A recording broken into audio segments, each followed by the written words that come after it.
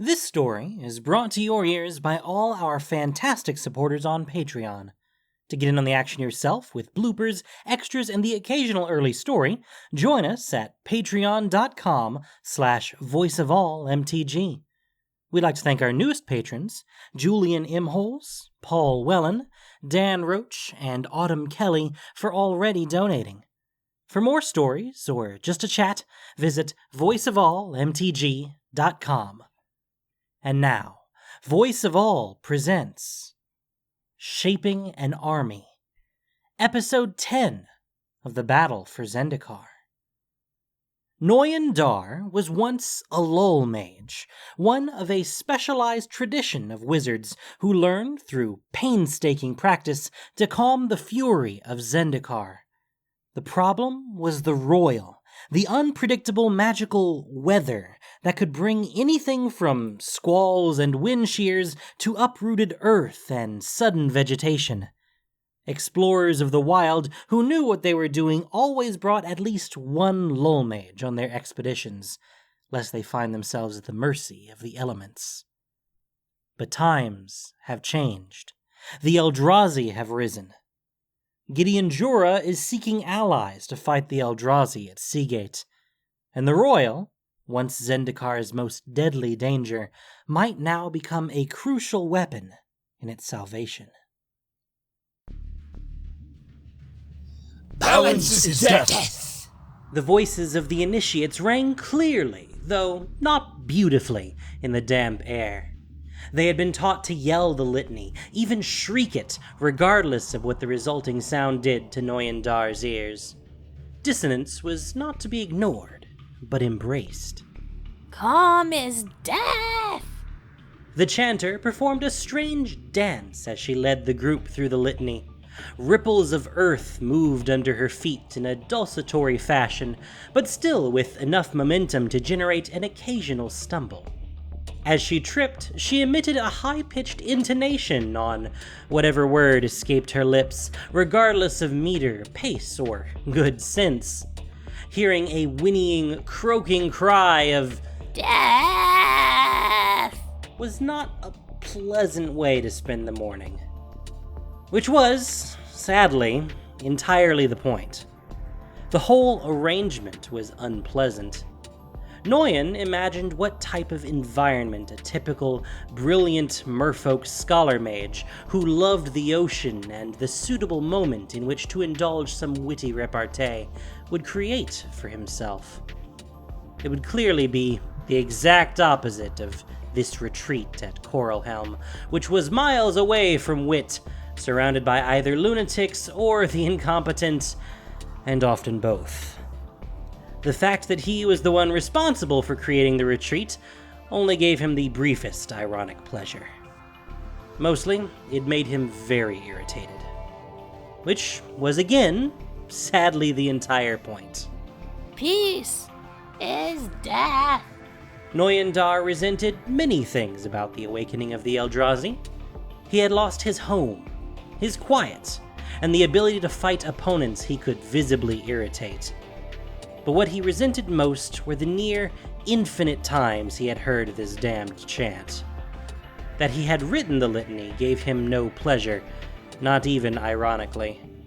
It was a deliberately poor and arrhythmic chant, and apparently he was doomed to hear it repeated for the rest of his life. Or until the Eldrazi came and ripped apart his innards, or emulsified his brains, or transmuted him into dust. It was important to have things to look forward to. At least Noyan no longer had to lead the initiates in their rituals. Other initiates, distinguished by being slightly less incompetent than the rest, had taken to the rituals as their personal salvation. Actually mastering how to use the royal without killing yourself or those around you was very hard, but butchering rhyme and meter and Noyan Dar's ears was trivial. The chanter stumbled through the next sentence, treating everyone to a pained rendition of The world heaves! The other initiates dutifully strived to match her strained tone. many of them adding their own unique atonality to the mix, creating what Noyan thought was the literal definition of cacophony. It was all to the greater good, and like most sacrifices to the greater good, enjoyed by no one. The next words of the litany shook around in his head. It shakes! It strives! But he realized there were no sounds coming from reality to match. He looked up to see the chanter and initiates all staring toward the sky behind him to the south. Noyan turned and saw a Kor kite sailor carrying a passenger in a harness. They were only minutes away from landing, but they were coming in from the wrong direction. The retreat on Coral Helm was difficult to access, protected by a large gorge on all sides. Their floating landmass was roped to the edges of the cliffs. It was possible for a skilled Kor cliff walker to shimmy down the ropes, but most people coming to the retreat flew there. But only from the north.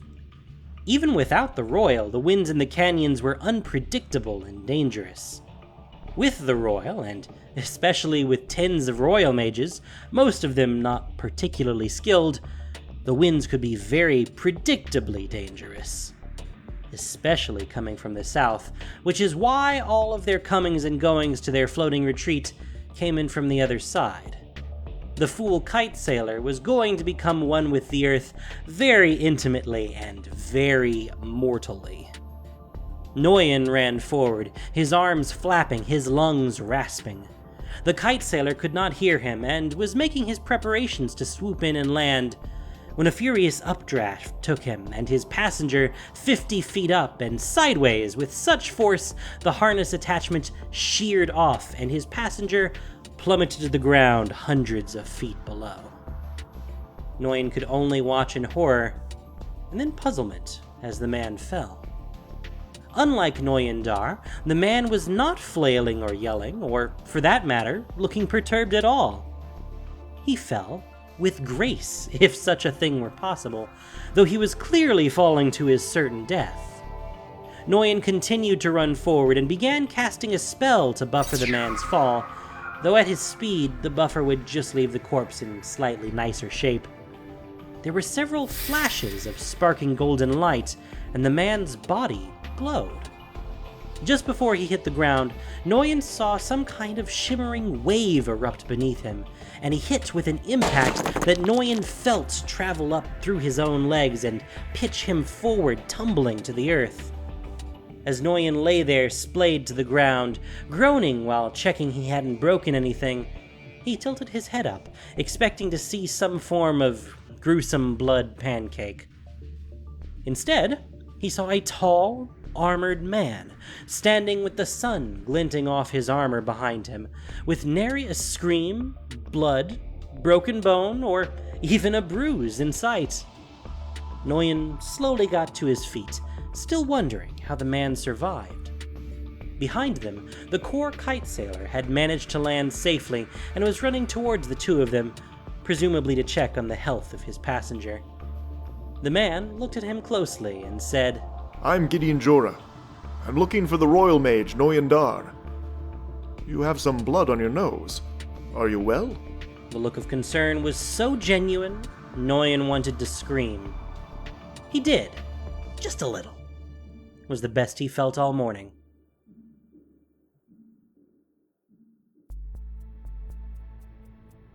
It destroys or dies. The initiates had resumed their cheerful litany, and Gideon Jorah raised an eyebrow. "I was told you were the head of an elite elementalist force." Gideon's head swiveled, glancing briefly at the 20 or so of Noyan's initiates shrieking into the air and waving their arms in random patterns in the courtyard. "Are they practicing in the building, or?" Gideon peered through the courtyard into the empty living quarters behind. They're invisible. It's hard to remain an elite fighting force when just anyone can see them. Gideon stared at Noyan flatly. Noyan continued to feel better. Find Your your inner peace. Kill Kill it. it. Crush it. Many of the initiates made chopping or jumping motions as they went through this part of the ritual. Some really enjoyed demonstrating just how thoroughly they were demolishing their inner peace. So much grass had suffered for the sake of conquering inner peace. Gideon raised an eyebrow. Those are some unusual rallying cries. Is there somewhere quieter we can go? A small group of uncoordinated and tone-deaf initiates were able to do what falling from 200 feet had not: make Gideon Jura uncomfortable. Noyan Dar raised a hand and brought it down hard. The earth rumbled for a second, and then quieted. The initiates and chanter quieted as well. Initiates, practice your forms. Please use discretion. The initiates had learned through very painful errors what discretion meant. As they walked through the center of the clearing, Noyan noticed the balance of the man beside him. He walked in a perfectly measured stride, each step balanced and poised, able to turn into a crouch or leap or attack depending on his whim. Noyan had never seen someone so fully in control of their movement and their body. Gideon Jura would make an atrocious royal mage. How did you survive the fall? Noyan thought it quite a remarkable feat. If royal mages could learn that type of protection, there would be more living royal mages, though that would mean the life expectancy of non-royal mages would suffer. I am resistant to harm. Gideon paused and looked at him, saying nothing. Noyan also said nothing, hoping the absence of words would encourage Gideon to fill the void. After several moments of silence, Noyan tried to help. You seem resistant to explanation. More staring from Gideon. He seemed adept at it. I was told you and your troops could control the air, the earth, and the water. We need your help at Seagate. Gideon then decided to, again, stop speaking. Gideon seemed far more comfortable using poignant pauses and searching looks to communicate than, say, actual words. Noyan thought perhaps this was a language worth learning. First, we are in the middle of training and can't just gallivant off to Seagate. Second, we are not elementalists. He paused to let his full scorn dwell on the word and looked expectantly at Gideon's face. Apparently, Gideon did not understand the language as well as he spoke it. After a few more seconds of silence, Noyan was disgruntled. It was boring to be deliberately silent. Do people sneeze where you come from? Far better to be insulting. Gideon gave him a blank stare. You know, like, achoo! Noyan mimed a human sneeze with a copious amount of snot at the end. Gideon's stare flattened. Yes, I know what sneezing is. At least there was no poignant pause or searching glance at the end. My people have many stories and myths about the three gods. One of the favorites for children is Ula and the Ocean's Sneeze. Kosi convinces Ula that there is a powerful magical pearl hidden deep in the heart of the ocean. So Ula searches for the heart of the ocean so he can steal the pearl. Eventually, he finds the heart and reaches inside, but as he's pulling the pearl out, Ula's sleeve scrapes the inside of the heart, and the heart sneezes. Ula is trapped in a giant cocoon of solid white snot until Kosi comes along to free him. White snot? The flat stare on Gideon's face threatened to become a permanent fixture. The point is not the white snot, as interesting as it is. The point is the sneeze. No enlightenment sought to wrestle with the flat stare. The flat stare remained the clear winner. Noyan sighed. What point to be cleverer than your enemy when they could not perceive it? He could not tell whether Gideon or the Eldrazi were worse in this regard. The royal is the sneeze. The Eldrazi are an irritant to the world. The royal, built up over time, is a natural defense against the presence of the Eldrazi. Prior to the Eldrazi's arrival, those of us who called ourselves lull mages spent years trying to perfect the craft of quieting the royal, as if we were a healer soothing a fever. But then the Eldrazi returned. Noyan was grateful for the presence of Gideon Jura, master of the obvious, to perpetuate the illusion of a conversation. But then the Eldrazi returned, and the royal returned in full bloom with them. So, being a royal mage should be easy then. Easy except for two problems. First, intensifying the royal is easy, but intensifying it without killing yourself or any near bystanders is very, very hard, unless you are resistant to harm. Gideon's eyes narrowed, but Noyan continued. Second, the mages most experienced in dealing with the royal are all the lull mages who spent years learning to do the exact opposite. Noyan smiled. A genuine, intelligent response. The world was full of surprises. Exactly. Combating the instincts of pacifying the royal instead of heightening it proved to be a mental switch requiring much training.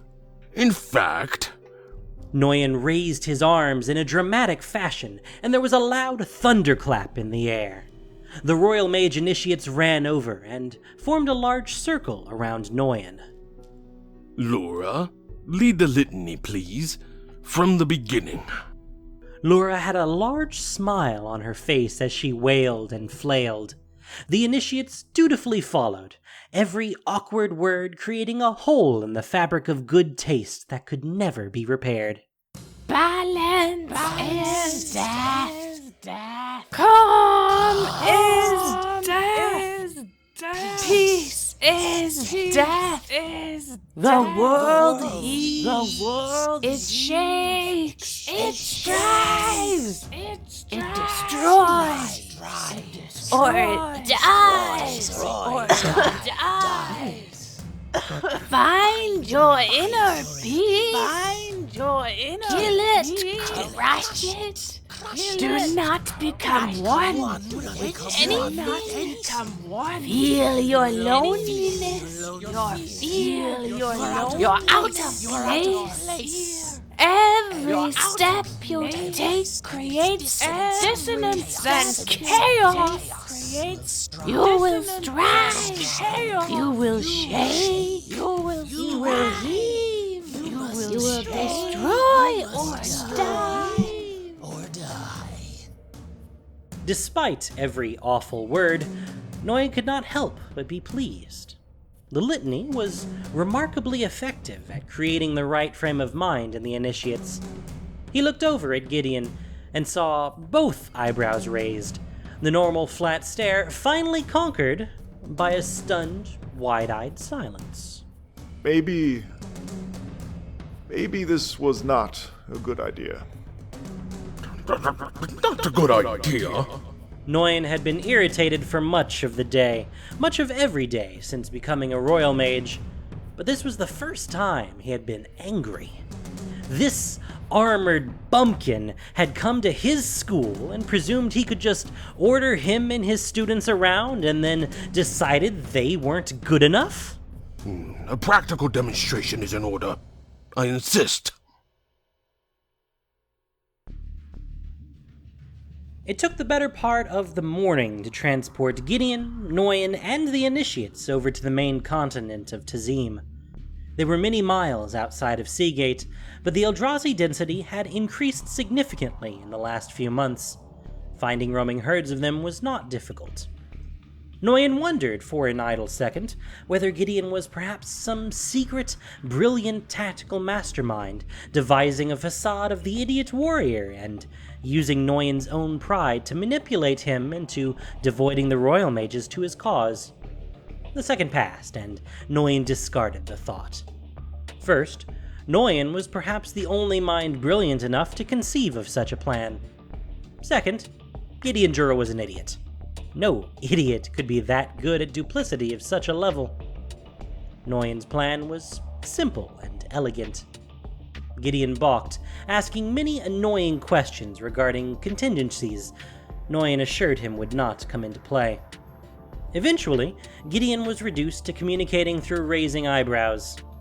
He displayed a remarkable facility at raising both his left and right eyebrows.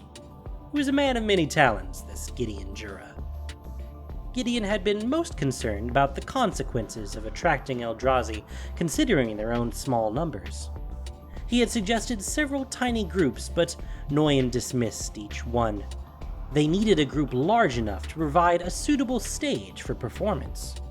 On an already desiccated plain, they found an isolated group with several hundred of the creatures, scions and drones, and a few larger creatures that Noyan labeled as direct lineage to Ulamog itself.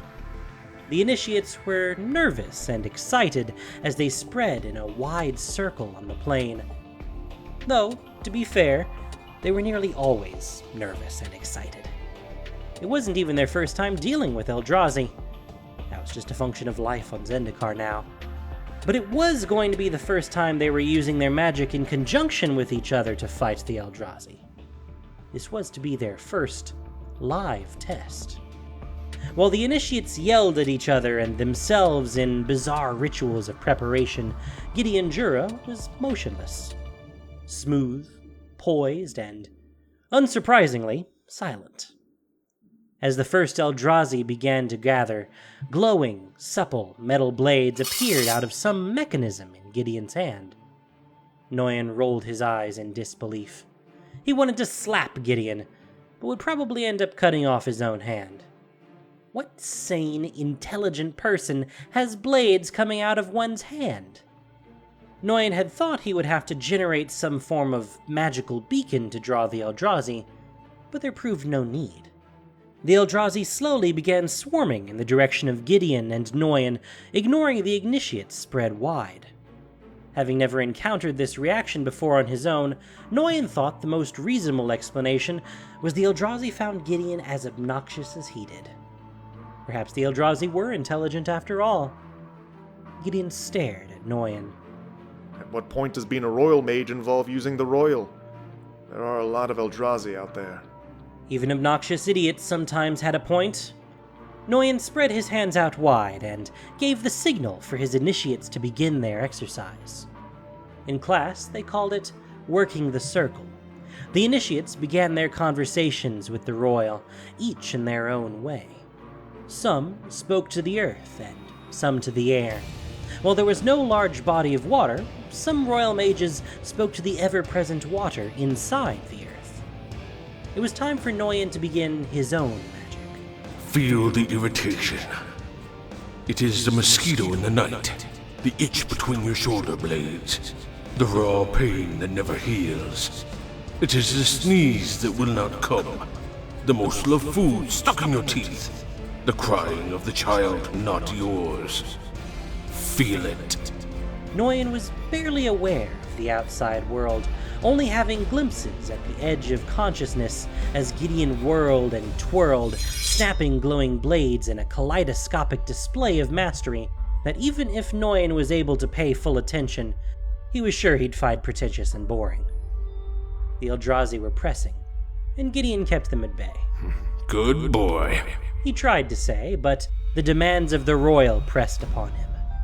Every wrong interaction of the day, every missed note and awkward move, every single word emitted from the dark hole of Gideon's mouth, every mote of alienation and bitterness, Noyan Dar swept up and gathered within himself.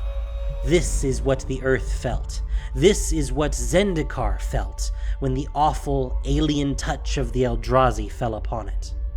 In the wider circle, the initiates had achieved connection with parts of the royal. The earth between the initiates and Noyan rumbled and shook. The air gusted and moaned, and the initiates moved earth, air, and water in a semicircular pattern back and forth. Swoosh, swoosh. The ground shifted and heaved as it tried to rotate along the wide circle.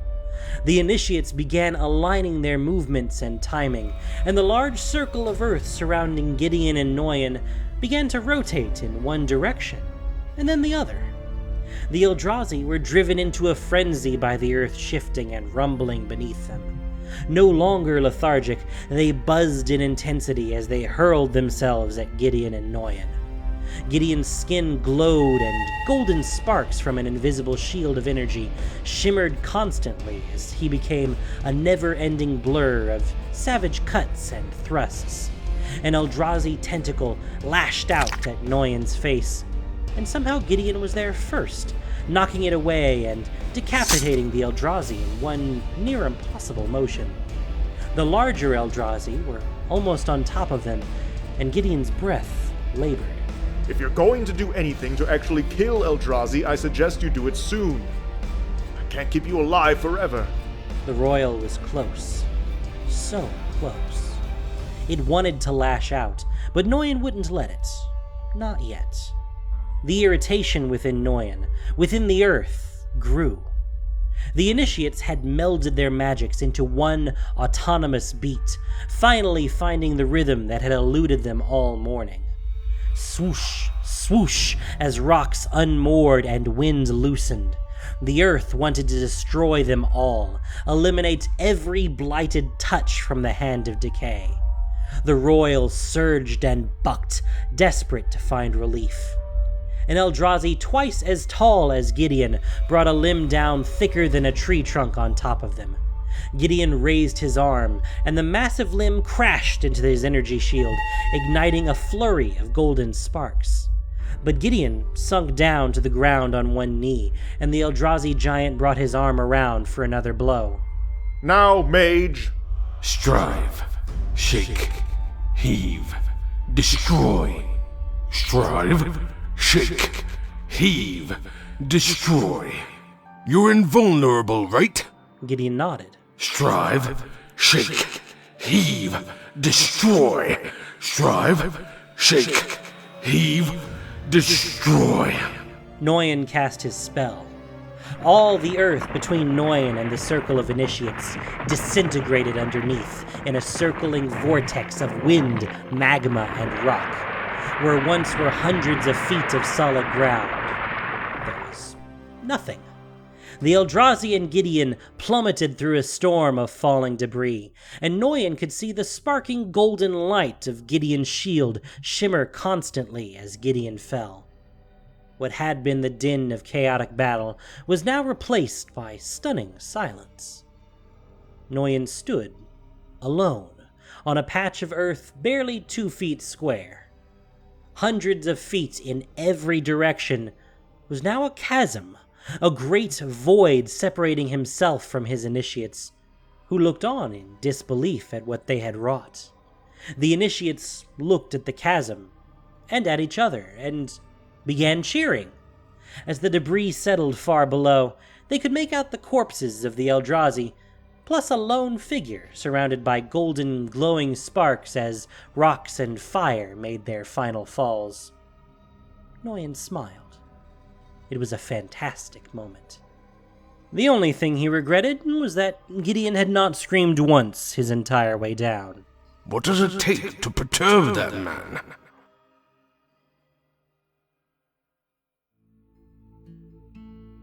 You have a powerful team, Noyan Dar. We would love to have all of you at Seagate with us. We need you. The Initiates? No, that was not quite fair.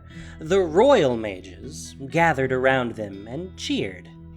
After Noyan and Gideon had both been rescued, they had all regrouped on a cliff settlement near Coralhelm. Noyan beamed. Finally, the man recognized the true worth of the Royal Mages. It was hard not to feel smug. I suppose it was a good idea for you to come see us after all. Yes, it was. Gideon looked at Noyan intently, but there was something in his eyes that made it awkward for Noyan to try and make fun of it. I am sorry, Noyan, for any doubt. That display was amazing. Gideon smiled, and Noyan stood there, silent and stunned at how proud he felt, just because an idiot warrior had praised him. The Royal Mages began bringing out food and drink. There was going to be a big party tonight for all of them to celebrate their victory. The Eldrazi would still be there tomorrow. Gideon motioned at the kite sailor who brought him to begin preparations for leaving. I have to get back to Seagate. All of you will come tomorrow? Yes, Gideon Jorah. We will be there. Noyan wanted to say more, ideally something quippy and sharp, but he didn't have the words. All his quips were strangely gone. Gideon turned back. One question, though, before I leave. In the story you were telling me, the one about Kosi and Ula, who ended up with the pearl? Noyan smirked. But Kosi did, of course. That's how most Kosi stories end up. With Kosi convincing Ula to do something that Ula hadn't initially wanted to do, and then Kosi ends up benefiting from it. Noyan loved the Kosi stories. Gideon smiled. Smart one, that, Kosi. Too smart for me, anyway. I'll see you at Seagate, Noyan. Gideon turned and strapped himself into the kite sail harness, and the kite sailor and Gideon began their ascent back to Seagate. Noyan watched them go, bemused at Gideon's open admission of his limited mental faculties, and pondering the strange, easy smile on Gideon's face. It was only later in the evening, after much alcohol and further deliberation on Gideon's last words, that Noyan Dar's elation turned into a very flat stare.